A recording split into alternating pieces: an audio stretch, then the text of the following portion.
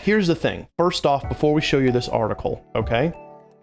Forbes may say this is the formula for creating a successful mobile game, and we may be able to use these for you guys to create a solo game that is successful, okay? But take all of this with a grain of salt because it's going to be partially luck, right? Partially luck. Unfortunately, yes. There is unfortunately no way to look around There that. is an element of luck to some of this. So it may be that you create the best game that hits upon all of the notes here and everything that Teal and I are about to talk about, and that doesn't matter because some of it's luck. But let's talk on the positive here. Let's be positive, and let's say that this will help you guys create the game that is going to be successful. Yeah. So first off, we need to approach this not so much from a game dev standpoint. I know we have here, but we're going to move on right here for the right here. We're going to start here with the first one. Is it a business? right. Is it a business? When you as a solo developer are ready to start making a game that's going to make money, you have to divorce yourself from looking at it like this is my game passion project. You have to start looking at it financially. Right. You have to look at it from how can I make money with this? But at the same time, you don't get into it just for the money. Right. Because if you do that, then you're going to fall into the mindset of making clones. Right, like this right here. Right. Yeah. Right. And not cool. Right. So it is a balancing act. First thing you do is don't go in it just for the money. Right. I went a little out of order, but we're still spitting truths. Don't do it just for the money, but approach it like it's a business. You have to approach the creation of your solo game project as how can this make money? And you got to think one step beyond just I'm going to put it on the store and people are going to buy it. Because as you'll see with the rest of the points, it's not just that. No, it's not. You want to go up to there, find a niche you love. Yeah, find a niche you love. That's the driver right here. You need to love what you're doing. Yes. Love what you're designing. You have to love the game, and your game has to fulfill some kind of a niche. The reason that people download games, whether it be mobile or on Steam or GOG or itch, and throw money at the developer is because it fulfills some kind of a niche they need, something that's missing in their lives that your game needs to fill. So if you're going to create just the Hapa epic, super happy, like a fantasy epic, is that a niche that needs to be filled right now? I mean, we didn't know. Nobody could have told you that a game like Phasmo would have been hyper successful. Correct. Because we didn't know at all that we needed to have the survival horror genre kind of uprooted a bit. Exactly. But when the game came out, suddenly it filled a niche that people didn't even know were there. So that's going to be the first thing. When you're designing the game that you as a solo dev want to do, you need to kind of look at what that game is and how that game can fill a niche, fill a market that people may or may not know they need to have. Why do people play video games? Why? Yeah, why do they do it? To have fun. To have fun. To fill the time, to pass the time.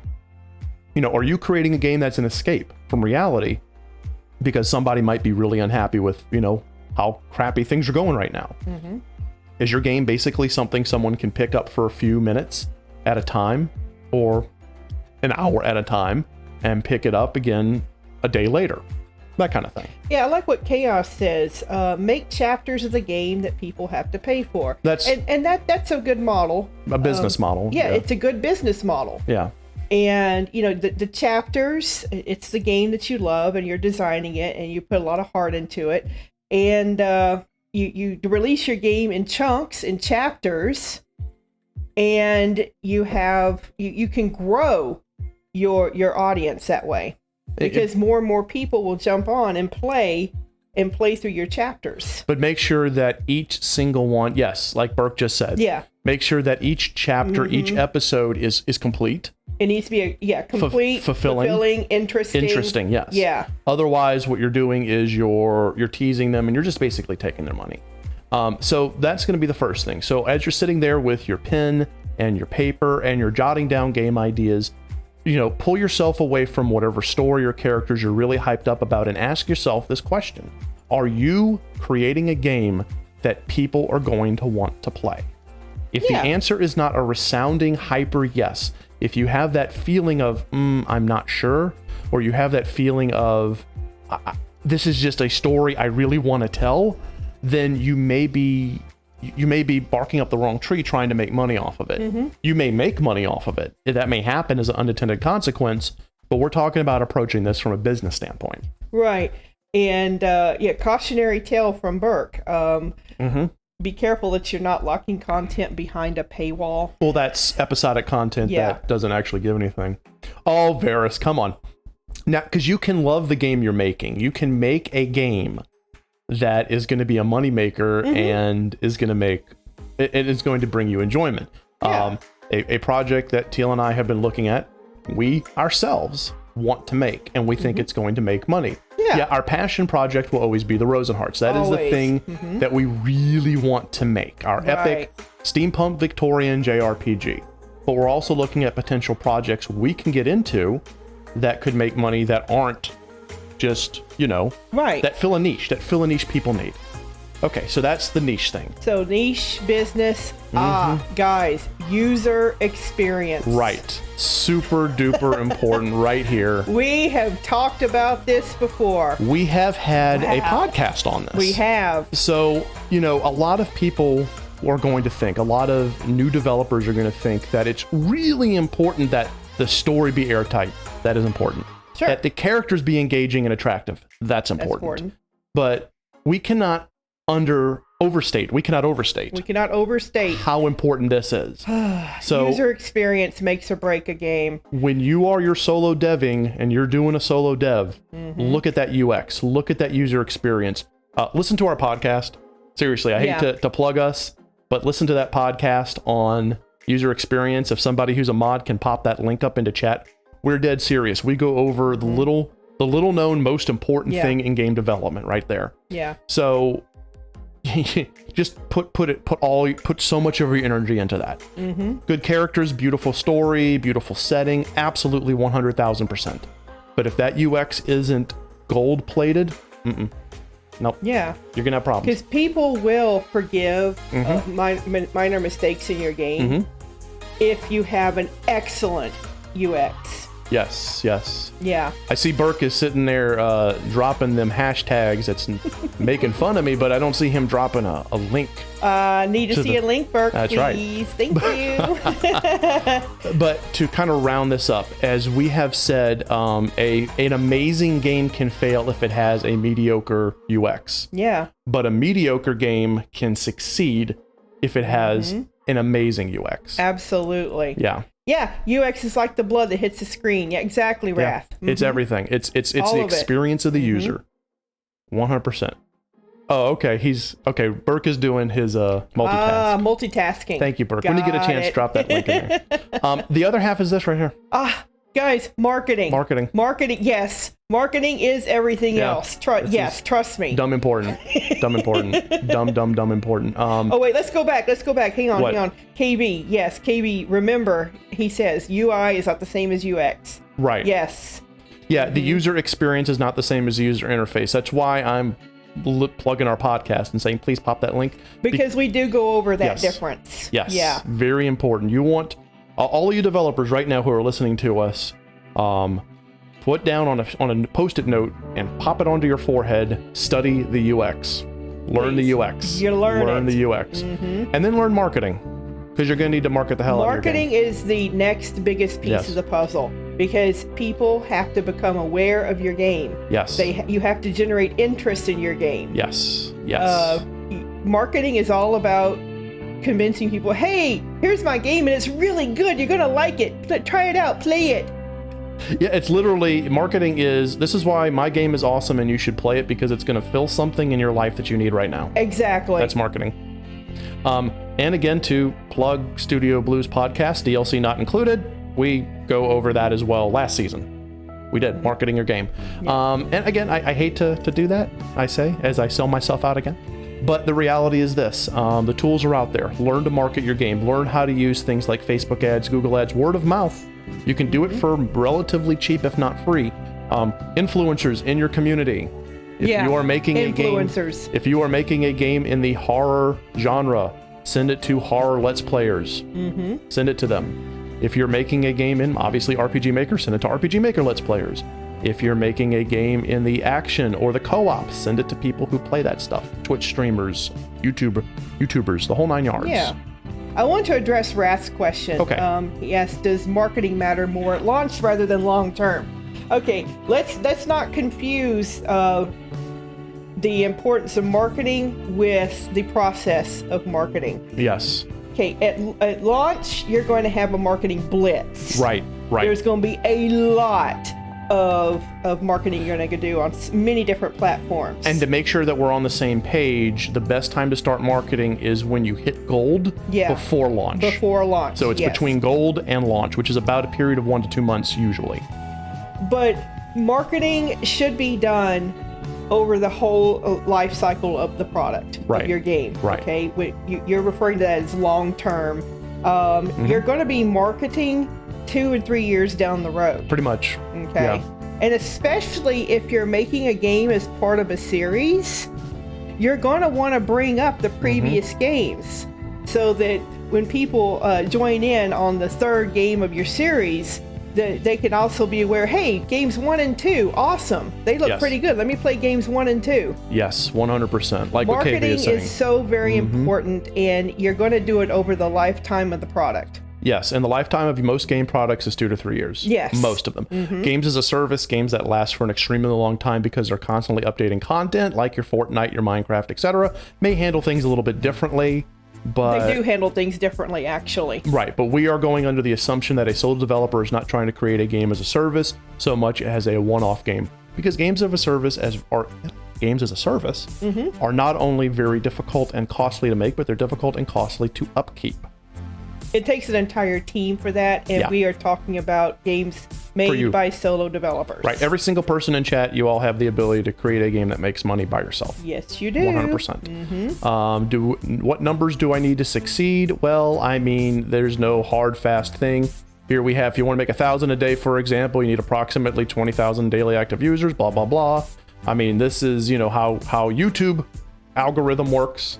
Which I would love to have 20,000 daily active users watching our videos. Wow, that'd be so I'd be super happy. But yeah, so what you have to do is literally plot out how much you're going to sell your game for, how much is your game going to sell, and how many units you need to pass. So it's $1,000 a day. How much does your game cost? You simple division that'll tell you how many sales you need to make a day. Yeah, that kind of thing. Do the math, and that's another thing too that we kind of. Take care, Chaos. Good to see you. That's another thing that we kind of... Good night, Chaos. I'll get it out eventually. It's going to happen. That's another thing all you solo developers need to do is you need to learn a little bit about financing. You need to learn a little bit about what it's going to take financially to get your game off the ground, what's your budget, and then what you want your ROI to be. What monies do you want to try to make? A little bit of finance, a little bit of accounting. Yeah. Yes, math, Bert. Yeah, you're going to have to do a little bit of math. So that you can know what your minimum amount of sales is going to need to be in order to hit your sales target. Yep, and then reach for the stars. That was a game jam, actually. Yeah, reach for the stars, touch the stars. Reach for the stars. Do something no one else has thought of. Seriously, do that. Yeah. Be unique. Be different. Be unique, be different. Yeah. Do not clone. Do not clone. So to kind of summarize, guys, if you're a solo developer and you want to make money, first thing you need to do is you need to come up with an idea that people are going to want to play. Yeah. By asking yourself, not as a developer, not as a person with a story to tell, what game would I play right now? Then create something that has a unique spin on it that is not a clone of something else. Yeah. Okay? Then approach the entire thing from start to finish like it's a business. Make your decisions based off of the business of making money, not the decisions that satisfy your creative need as a developer. Then lastly, the two most important things, UX is king above all else. Above all else. With marketing right behind it. Yeah. If you follow those and you're lucky, you as a solo developer can be successful financially making a game. Absolutely. But even if you're not as lucky, I say that in air quotes, as you'd like, you're still going to get people playing your game, liking your game, and Yep. talking about your game. Yep. And with every game you make, you'll be getting more and more attention. Which is important to notice because, an important thing to note, because if your first game is not financially successful, but people get to know who you are, your second game or your third game may be. And it's not on here. It really isn't. It really isn't. It really isn't. But don't give up. Don't ever give up. No, don't give up. Yeah, keep creating your game. So create a game. If it's partially successful, kind of successful, made you back 350, make your next game. Yeah. Learn from your mistakes, make your next game. If you as a solo developer want to make money, you have to treat this like a job and you have to never quit. And that's actually very true. Yeah. This is your job. This is your job. This is your job. All right, so I'm gonna go ahead and turn the display off and get the next thing prop. How strict are you about the term clone? Yeah, yeah. I'm getting the next topic set up. You chat. Some successful games, yeah, they could be considered clones. When a game, to me, okay, my definition of clone is it's just like the original that it's patterned after, but you just changed the assets and gave it different music. The cosmetics. Yeah, the cosmetics. Yeah. Yeah, to me that's the, it's the same type of gameplay, the same type of experience. Right. Playing to the same target audience. The cop out to end all cop outs, that kind of thing. Yeah. Yeah. That's what I mean by clone. Yeah. I agree completely. Yeah, and you don't want to do that. That's kind of stay away from that. No, you don't, because then, people go, oh, he made that clone game. Yeah. And then, your brand, your stock goes down. Yeah. Now you could technically make more money than the original with something that clones it, but that is an exception, not a rule, and we do not recommend that. Don't take that chance. Yeah, and Rath's comment, you sell yourself as a dev too. Absolutely, you do. Yep. And you don't want to become known as the dev who made that clone game. No, you don't. But on the positive side, with each game you make, you get more and more known. And after a while, after your third or fourth game, people get to know you and they're like, hey, that's that game by Rath. Right. Hey, Rath put out a new game. Right. Let's see what it's about. Exactly. And people will start getting your games because, hey, Rath made it. And your success will inspire other people to be successful. Absolutely. Which is kind of awesome. Okay, so we'll comment very quickly on what Burke said. Burke is reminding everybody that the developers of Rocket League struggled. Rocket League is a fantastic game. I enjoyed playing it for a while on the PS4, I believe. And they struggled. But also the luck option. Again, Phasmophobia wouldn't have been successful if not for a stroke of luck. So. That's true.